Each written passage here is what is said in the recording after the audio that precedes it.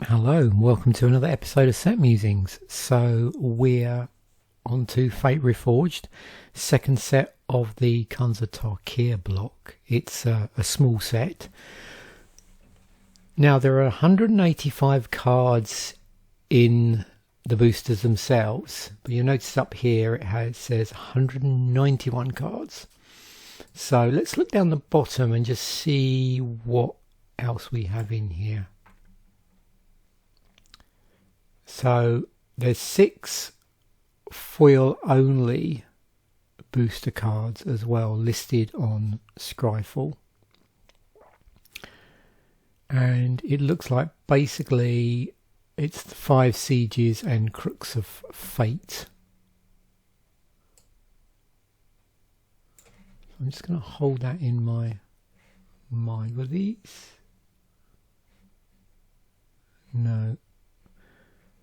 I'm not sure exactly why these were listed separately. If anybody knows, just mention in the comment section as to why that might be.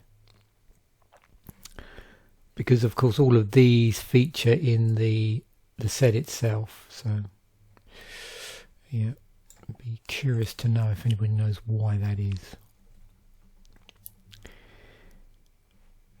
So 70 commons, 60 uncommons, 35 rares, 10 mythic rares. Also, as you saw there when I scrolled back up, there are 10 basic lands in the set. So there's like 2 of each of the colours of basic lands. In terms of the themes and mechanics of the set, we've got Wedge Clans, Hybrid Mana in here. There's Dragon Broods, and what you'll notice is with the Wedge Clans, as in the previous set, they all had their own little wedge watermark for different clans. There's additionally some Dragon Broods watermarks, which are variations on the Wedge Clan watermarks, and you'll see how they're varied.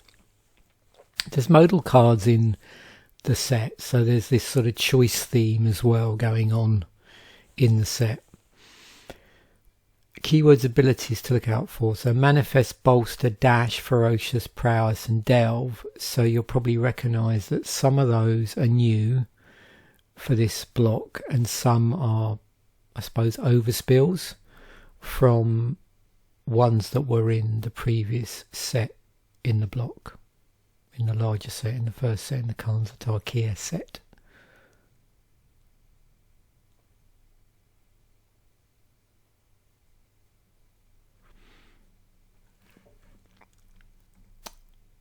One thing I didn't do is just a slow scroll through.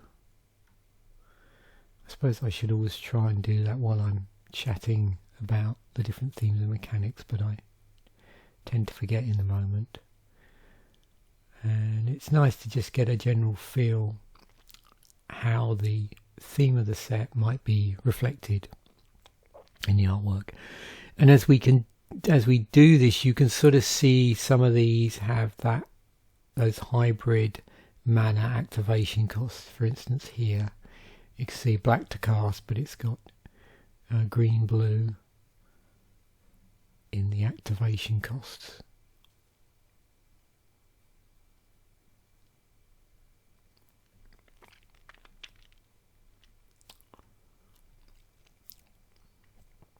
And again, you can see some of those keywords and abilities that I've just spoken about. You're probably noticing the different watermarks as well that we mentioned. And as we get down the bottom, you can see here's our multicoloured cards. So we'll get a feel in a moment for how the colours break down in the set. Also notice the presence of some common non-basic lands. Right, so 14 reprints: Dousing Gloom, Typhoid Rats, Pyrotechnics, Hunt the Weak, and then these 10 tap lands that when you when they come into play, you gain life, and then when they untap, they are dual lands, and obviously one for each of the 10 colour combinations, both allied and enemy. So that gives us 161 cards that aren't reprints. So we have 7 cards which have no colour in the casting cost. Additionally, one of those is not a artifact, and interestingly, it's actually a colourless planeswalker, Ugin. 8 to cast. So we'll probably see that come back in different slices. 147 cards here are one colour in the casting cost. But as we pointed out, or as I pointed out, you'll notice that some of these have hybrid mana, and I suspect there may be some here which have an additional colour that's not hybrid mana, also in the casting cost.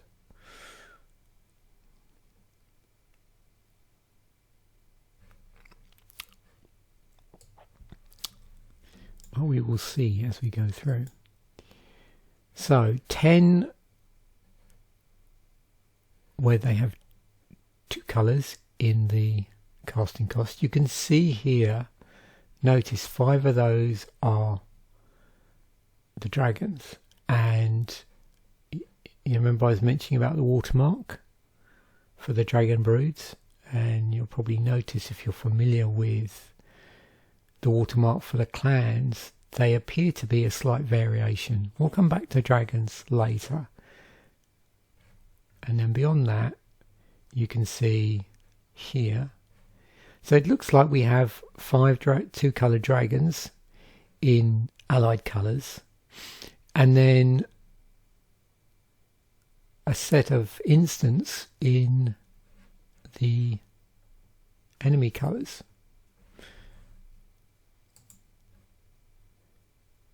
So nothing where the casting cost is 3 colours in this set. However, this is where it's important.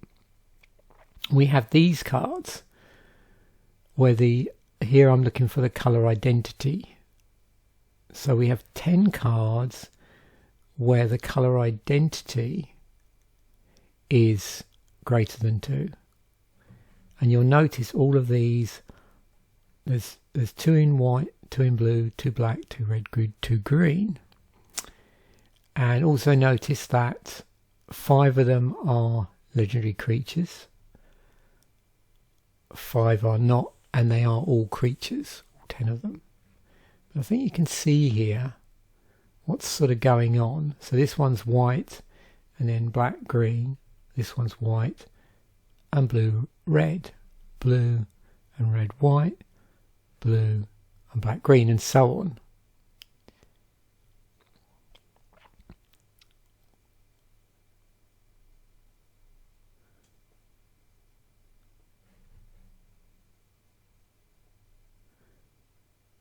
So if you see the way these are combined, you can see blue, red, green, and then white, black, green. So just think about how those appear on the colour pie and what sort of shape they make. So you've got white, black, green, and then white, blue, red.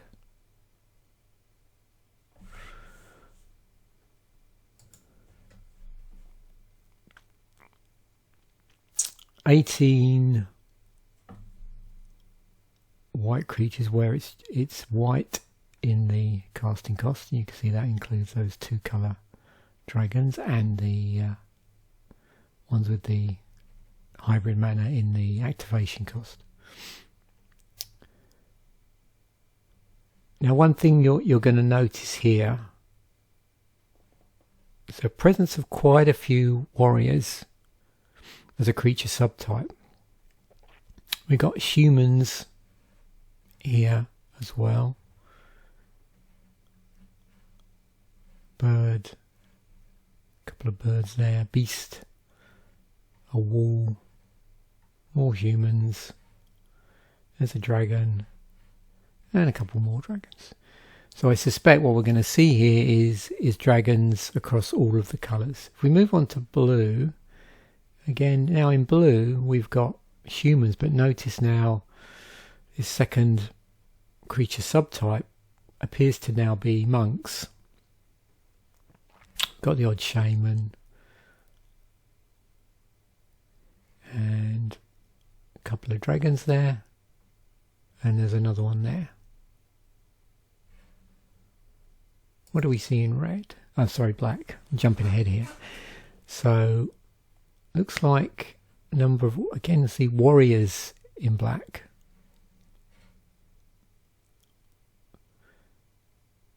But we have zombies.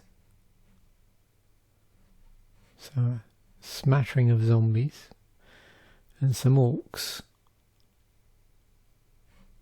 I see a demon here.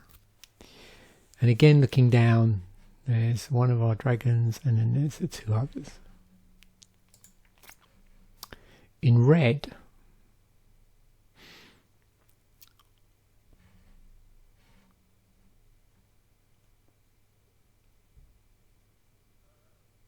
so what do we see bouncing out of the thing? Again, look, number of warriors. But we have goblins. Although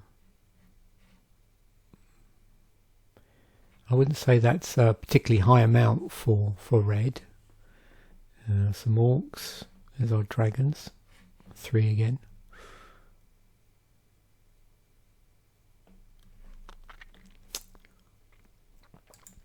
And in green, look, warriors again, so some human warriors, some humans in green. So a lot of humans in the set across colours, a lot of warriors across colours, and then you see these dragons where there appears to be 3 in each.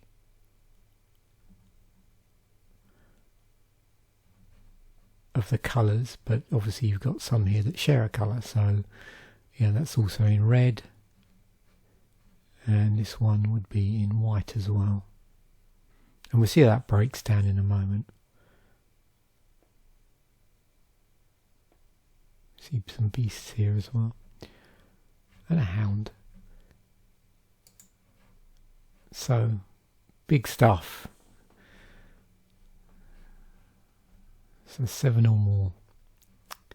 And probably no surprise to see that within the big stuff we do have a couple of dragons here. There's Ugin at 8. Biggest spell is 11. Temporal Trespass. But you can see we've got a number here that are sitting around the 7 CMC mark. In fact, most of them are. We've got 1 in 8, a 9. And then this 11 casting cost spell. You'll notice that a lot of the larger casting cost spells may be combined with Delve, and we'll get onto Delve in a moment. Okay, I mentioned about these dragons that are present in the set. So I've done a slice through for the dragons so we can get an idea of the dragon broods, and you can see, here we go, the different watermarks and what dragons belong under which brood, if you like. So 11 dragons.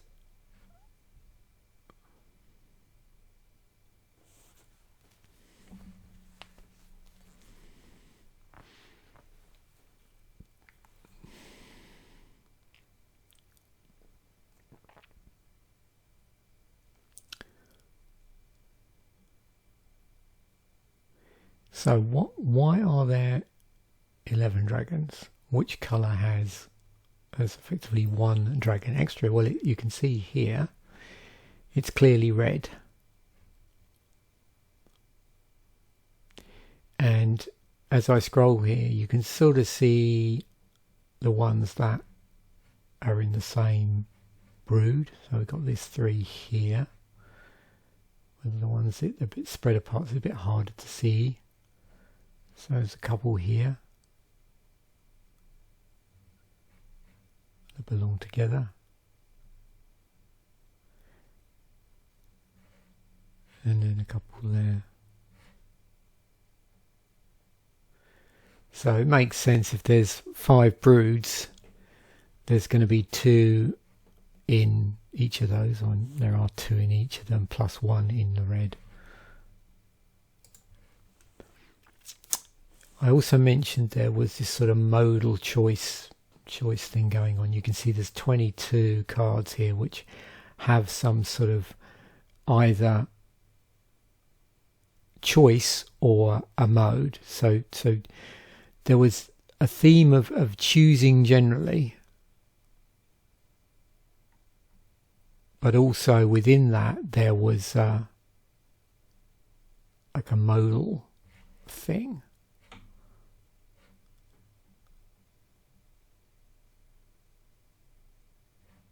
So you can see these sieges.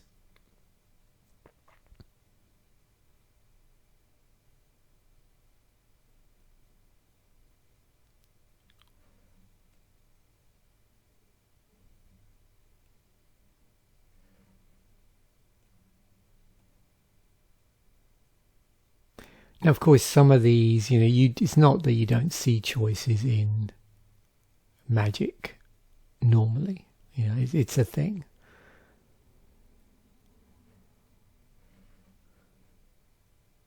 But there was this sort of specific modal thing that was really pushed.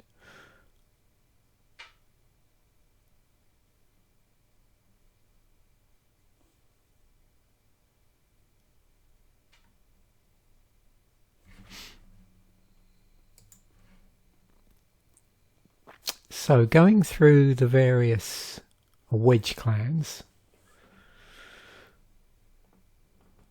we have 17 Abzan cards.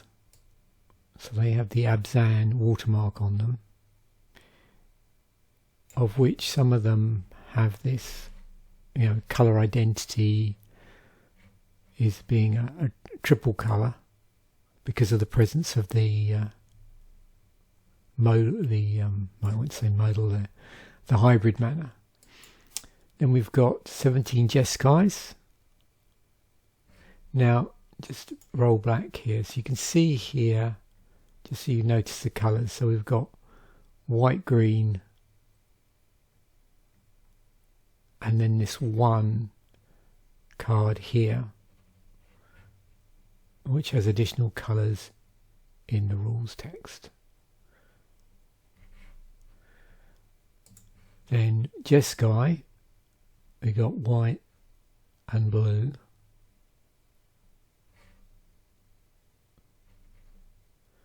And there's our legendary creature there. And our non-legendary. So was there only... Oh, there's the other one, yeah.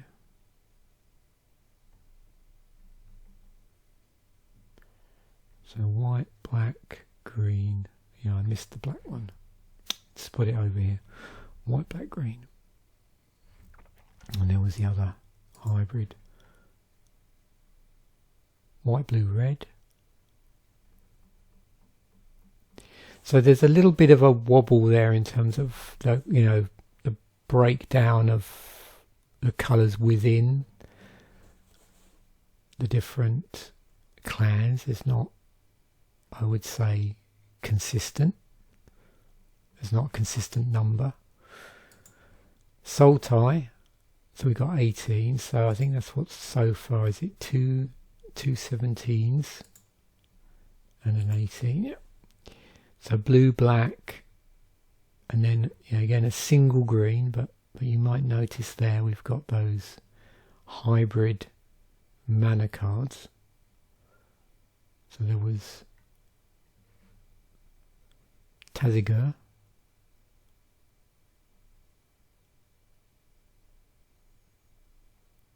And there's the Torrent Elemental. Mardu. White, black, red.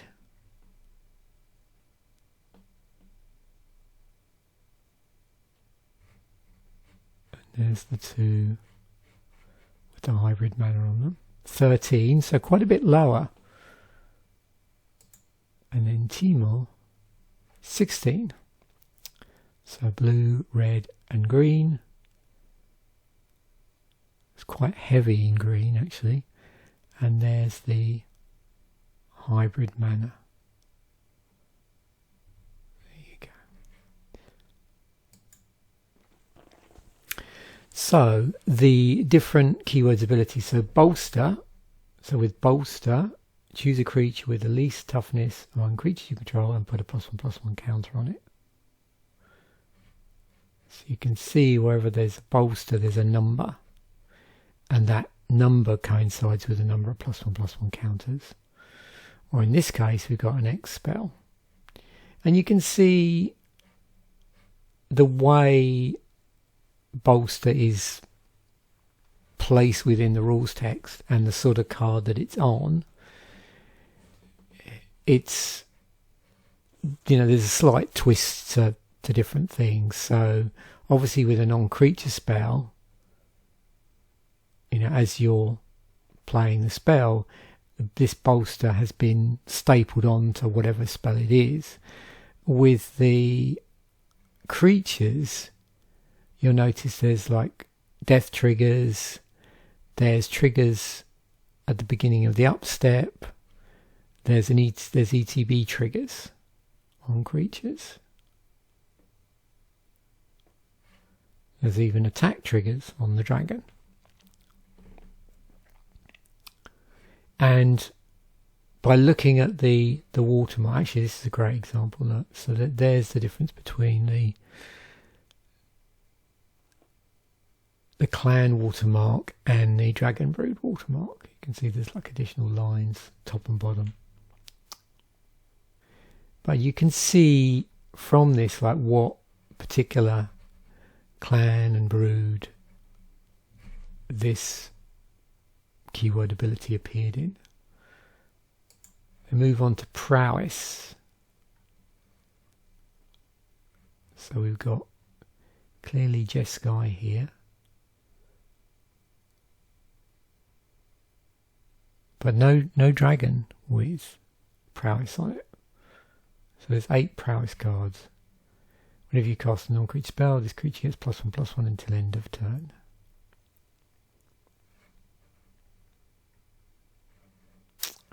And you can see that it's on all of those.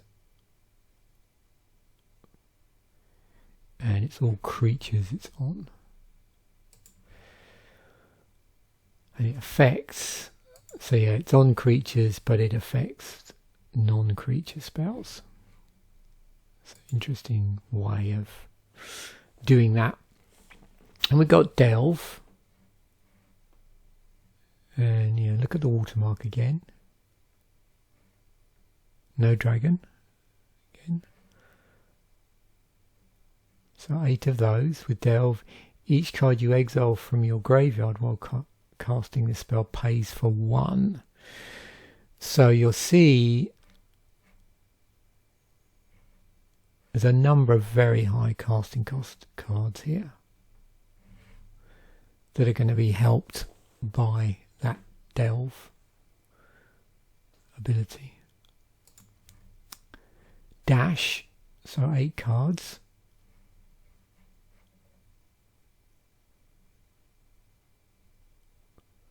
It's on Mardu cards. We do have a dragon here with Dash on. So Dash was interesting. So with this, you could opt to either pay the usual casting cost or pay the dash cost. If you pay the dash cost, then the creature comes into play. It has haste, but then it's bounced back to your hand at the beginning of the next end step. With some of these, the dash cost was cheaper than the casting cost, and in other cases it was more expensive, or there was a slight variation. Like here, it's instead of being 2 red, it's 1 and a red, so it might be slightly easier to cast in a multicolour deck. And there's Dash on a Dragon on Kogan. Ferocious. So with Ferocious,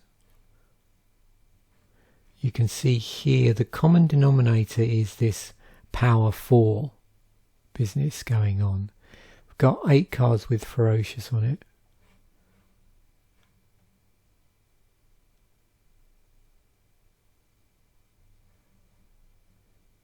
And you can see there's quite a bit of variation there. So with this one, if you control a creature with power 4 or greater damage, or greater damage can't be prevented this turn. So you can see it's been stapled to both non-creature spells and creature spells.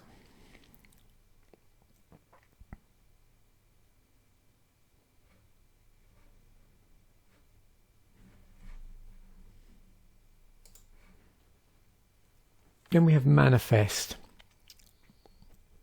So what do we notice about Manifest? Well, you can see quite a number of these Manifest cards don't seem to be attributed to either a brood or a clan, because they don't have a watermark. So with Manifest,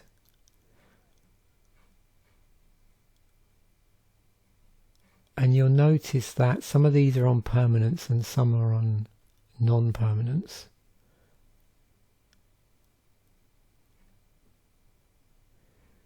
And when they're on a non-permanent, like this for instance, so this is just a straight Manifest. So with this, you've got Manifest, the top card of your library. So with Manifest, you put it onto the battlefield face down as a 2/2 creature, and you can turn it up, face up any time for its mana cost. For the mana cost, if it's a creature card. So that's interesting because there's a variation on what we've seen in the previous set.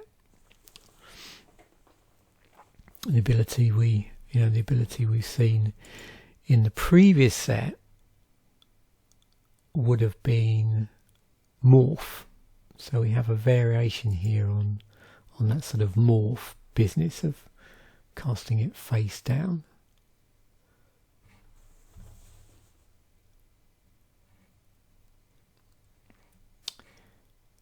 And then you can see how this has been combined with other effects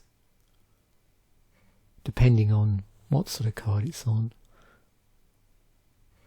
But it looks like all of these cause you to manifest the top card of your library.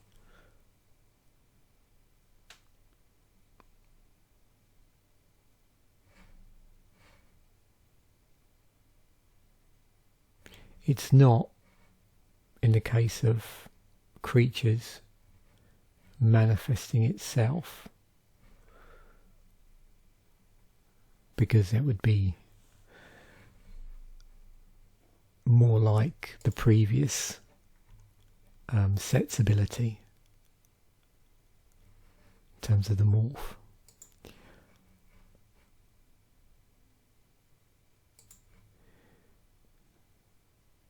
Okay, so let's move on to cycles.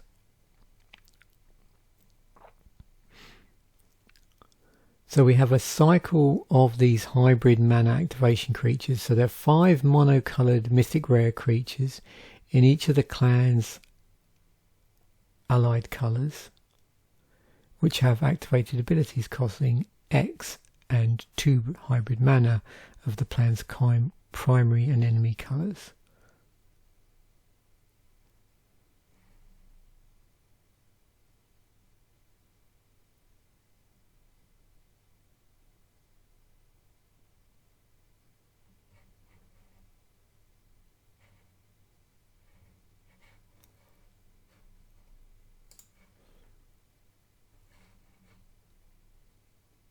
Cycle of Khans, so 5 rare legendary creatures with an activated ability.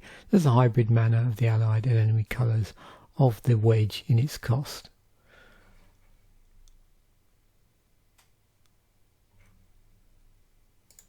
Five Sieges, so these are modal cards. They're 5 rare enchantments with a continuous modal ability. So it's interesting in that the choice is continuous.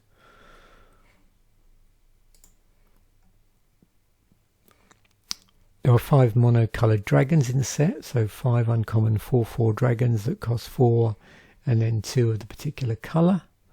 They have flying and an additional in-colour ability. And you can see here they all have this dragon brood watermark on them.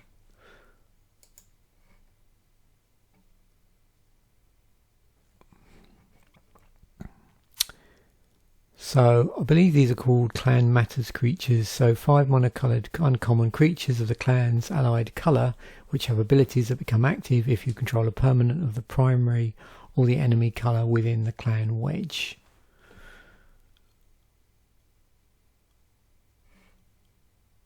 So you'll see in this set, apart from those hybrid mana, a lot of references to other parts of the wedge are colour references as opposed to activation costs that maybe we saw in the other set.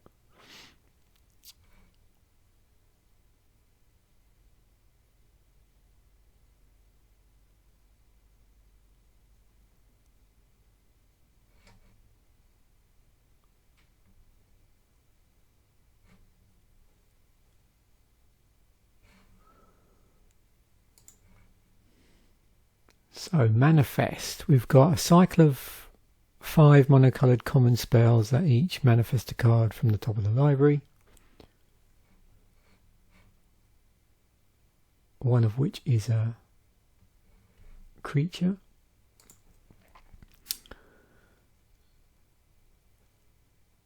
Five modal creatures, they're common creatures with a modal enter the battlefield ability that either puts a +1/+1 counter on it or has another effect.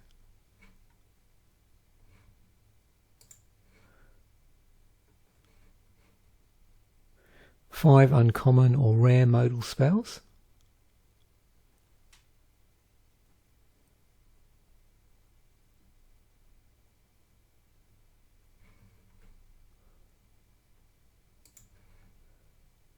And the 5 rune marks, so the 5 common auras that each cost 2 and then its particular colour, and gives 2/2 as well as a relevant ability if you control a permanent of one other clan colour. So it's interesting how the clan colours are manifesting themselves. Oh, bad choice of word there, but you know what I mean. It's just a different way of dealing with that. So we have this mini cycle, 3 uncommon auras, they're all forms, so light form, cloud form, rage form, and they're in the Jeskai colours, but notice they don't have the Jeskai watermark on them.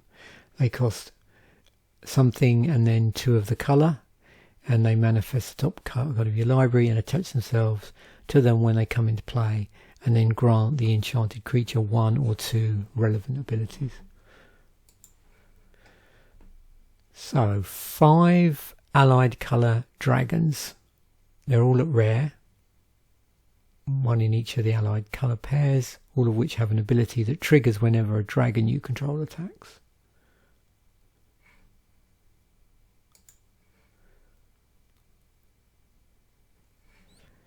Five common enemy colour instants, 1 of each of the enemy colour pairs. And then the 10 common lands that enter the battlefield tapped, gain the control of 1 life, and can tap for 2 different colours of mana. They're reprints of the 10 card tapland cycle from Khans of Tarkir, but they actually have, I believe, new artwork on them. I think that's right. Let's have a look. Yeah, you can see there's a subtle difference there. So the background on some of these may look very similar, or not, as the case may be. Is that hiding behind the pyramid? No, the sand. No. So yeah, some's quite a bit of variation in them. Others, not so much. And then we have a mirrored pair. So these two commons in the form of pressure point and refocus. One taps, the other untaps. 10 mythics in the set. So not symmetrical in terms of their colour breakdown. So we've got 2 in white, 2 in blue, 2 in black, 1 in red, 2 in green, and then the Ugin, which is colourless. But you can sort of notice here that one of the two, or in the case one in the red one, has the hybrid mana.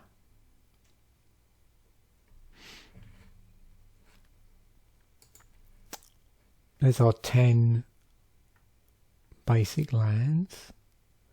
So only 2 pieces of artwork per colour, as opposed to say 4, I think, which was, well, sort of the norm at the time.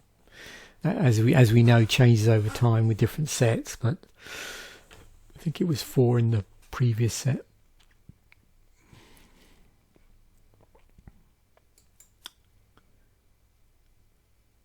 So in terms of the non-basic lands, you can see there's 11 here. So what's our 11th non-basic land beyond the 10 dual lands or dual tap lands? And it's Crucible of the Spirit Dragon. It's actually a rare and adds colourless to your mana pool. 1 tap, put a storage counter on Crucible of the Spirit Dragon. Tap, remove X storage counters from Crucible of the Spirit Dragon. Add X mana in any combination of colours to your mana pool. Spend this mana only to cast dragon spells and activate abilities of dragons.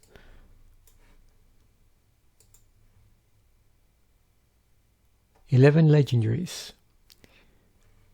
So probably from what you've seen already, no surprise that 5 of those are the sort of mono colour casting cost creatures, which also have the hybrid mana in their rules text. Then the 2 colour creatures, and then the legendary planeswalker in the form of Ugin. So therefore Ugin is the only planeswalker in this set. 87 creatures in total in the set.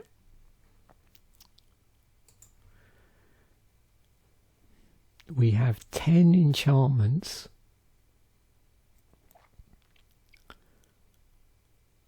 but not equally balanced through the colours.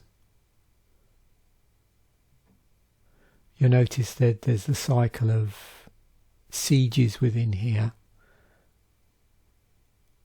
and then we've got those forms as well, but there were only 3 forms. So that takes us up to 8. So the remaining 2 are what sort of brings the colour count up in a couple of colours. So we got Mastery of the Unseen and then Break Through the Line. We've got a lonely 1 in green and black, and then just the sieges. Auras, 8 of those. And I believe they all enchant creatures, yeah. And of those 8, 5 of those are rune marks.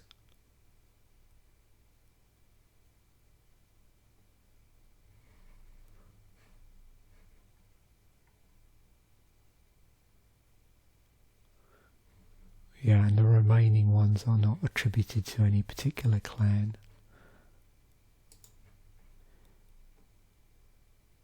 3 artifact creatures.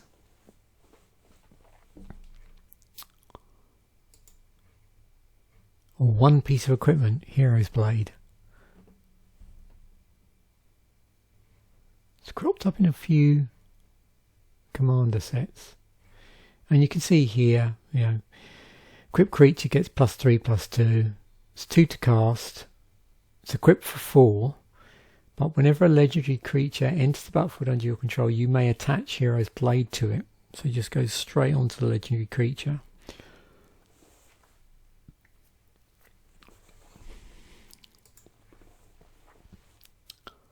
Two regular artifacts, Goblin Boom Keg and Scroll of the Masters. We've got 33 instants, and as we saw earlier, quite a lot of these have probably got bolster stapled to them or are modal in some way. And you can also see there was a few with Manifest and Delve, so there's a good degree here of, there's a Ferocious one as well, of like combining the certain keywords and ability words onto certain non-creature spells, instants and sorceries, in addition to what you'd normally expect to see. So in white you've got dealing with enchantments, an interesting fog effect there, life gain, tap down in whites, graveyard stuff.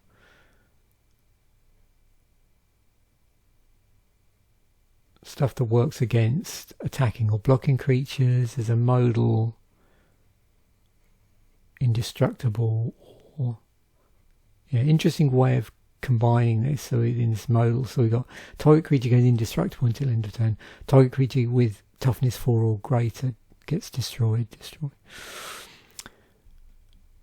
We've got card draw with discard in blue, counters of multicoloured spells, conditional counter spell,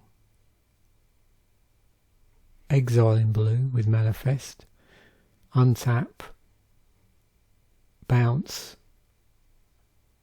back to hand, bounce back to hand again, bouncing back to top of library, tap, card, and we got move on to black. So we've got Dousing Gloom, 2 damage to target creature and you gain 2 life. Reach of Shadows.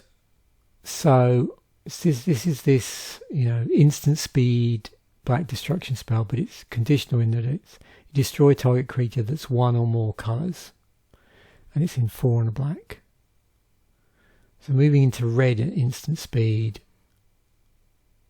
there's a interesting conditional damage spell. I'm looking for this. So here's a single red 3 damage spell, but there's an additional cost of sacking a creature. Dragon Rage is a red mana bump spell.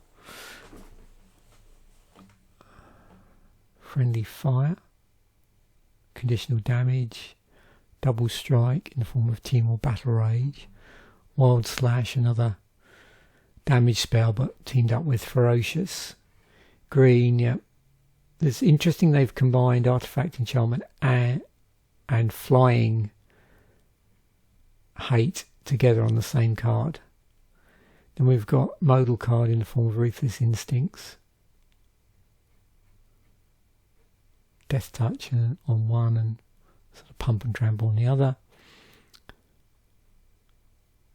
Graveyard Recursion, Fog, and then these cards here. So there were these instants, 1 in each of the 5 enemy colours, and you can see how they've sort of combined together certain features of the colours maybe.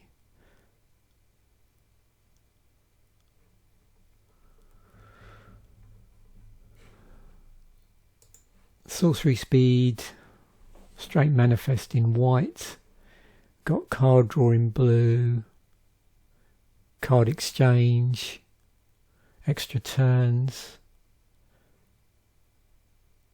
So another manifest card. This interesting modal destruction spell, modal between dragons or non-dragons, in the form of Crux of Fate. Hand disruption, which is Dark Deal. More hand disruption. Graveyard recursion. Graveyard hate. Ghastly conscription.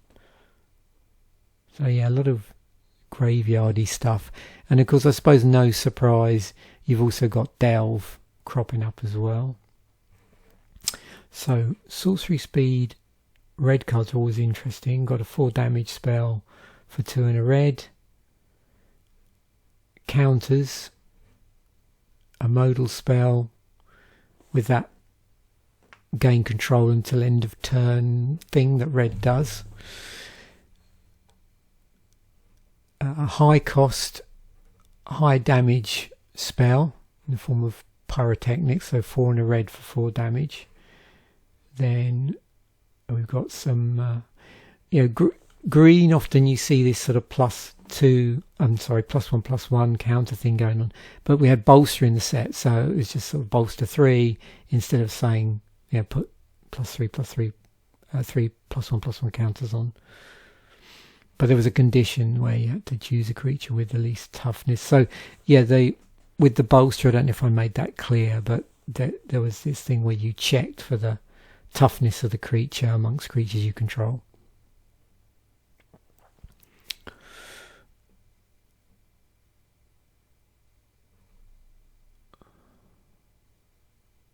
Manifest. So you can see there's a lot of +1/+1 shenanigans here in green at sorcery speed.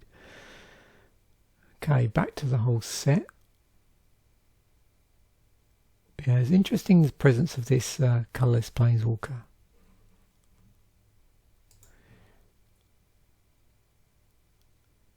So most expensive card at $22 was Temporal Trespass.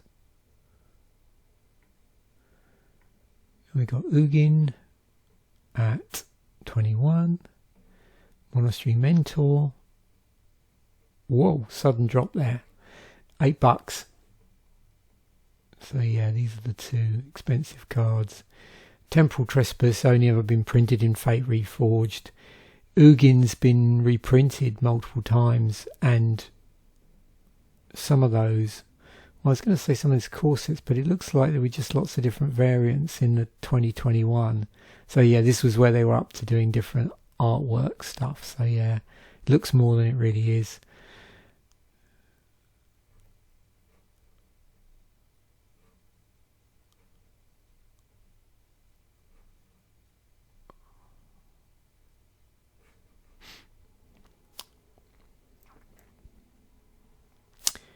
Oh, good old Archfiend of Depravity.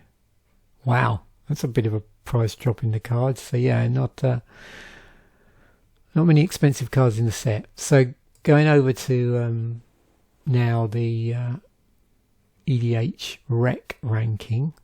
So I've kept that suggestion. So these are the ones that aren't reprints.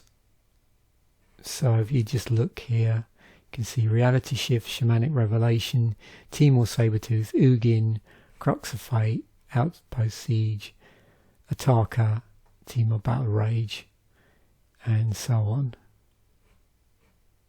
So that gives you some idea of the cards that aren't reprints and where they are in terms of their popularity according to EDH rec ranking. If we look at the reprints, then you'll probably won't be surprised to see that from the reprints in the set, the ones that are bubbled to the top of the tap lands with the life gain on them,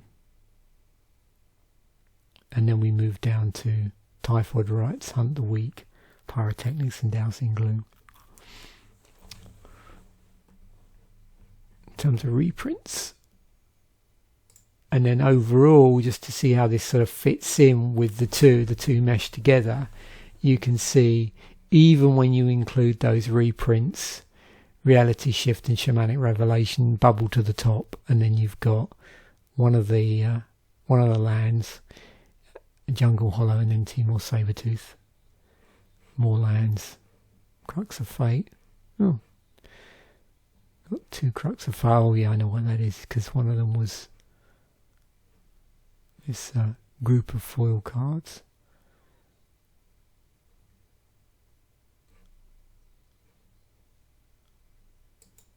Yeah, as I said at the start of the program, if anybody can let me know why that's listed separately in here.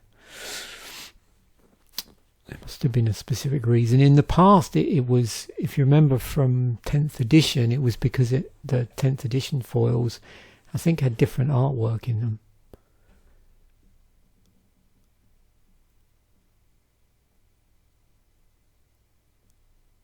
It's strange, isn't it? It looks like this has a different quality to the artwork, but that just might be the scan. Okay, so there we have the set. Moving on to other things that are important to the set. So we've got the precons. So we had 5 intro packs still, and looks like they're all, this would be enemy colours, wouldn't it? I believe, yeah. So 5 enemy coloured. And then, if you remember, they were alternating between clash packs and event decks. So we're onto a small set here, sort of the second set, because the first set at this point was a event deck. Then second set was a clash pack. And so we got the Power and Profit clash pack. So just to remind you here with the intro pack, so we've got Unflinching Assault, which is white-black, Abzan House, and you can see what they've done there with obviously the land. Although notice these are 2 colour.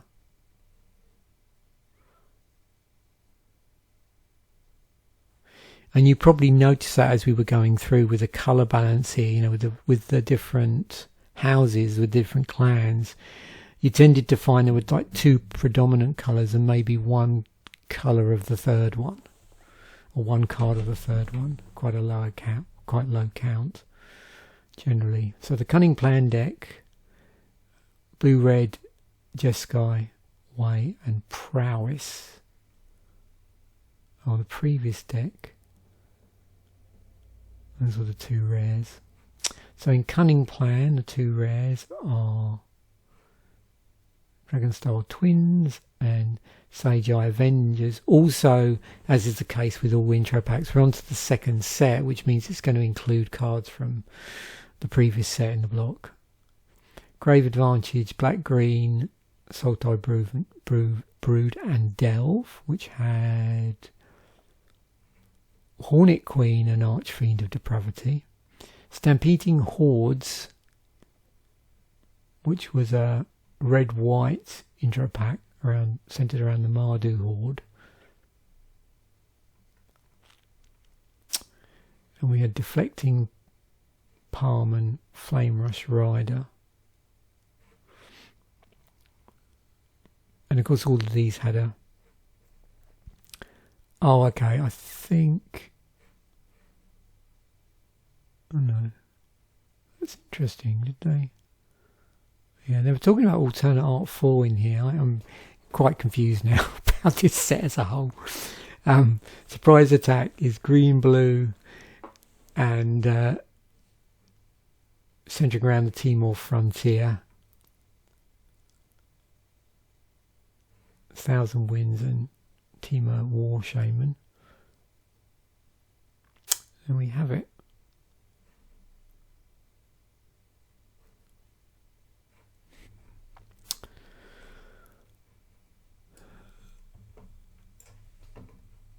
And the clash pack. So if you remember with these, I have mentioned them before, so they're 2 individual ready to play 62 60 card decks. One was wedge coloured and one was bicoloured, so blue, black, green, and then black, green. And when you see these, it's not always apparent from the lead card, whatever you call it, what the colour of the deck might be. But once you know these colours, you can probably start to guess where the combined deck, what colours it might go in. So the idea with this is you've got a 2-player clash pack, and then they can be combined together to give you a stronger deck, which is not dissimilar to an event deck, possibly not as powerful. So there's our power deck. You can see there's quite an involved land base here. Additionally, of course, it has the option that because they're not strictly having cards exclusively from the block in the same way that event decks don't, there's a wider card pool that they can draw from. Also, you get more rares in here. So that's the second one, profit. Again, more rares. You notice again, stuff that clearly is not from the block.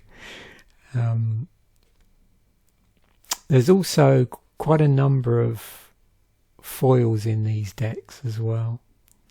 And then there was the combined power and profit deck. So with that, combines the two together in a certain way, plus also has a sideboard.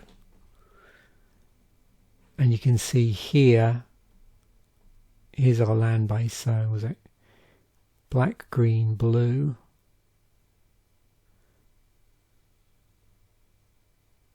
Yeah, black, green, blue. So it's 3 colour.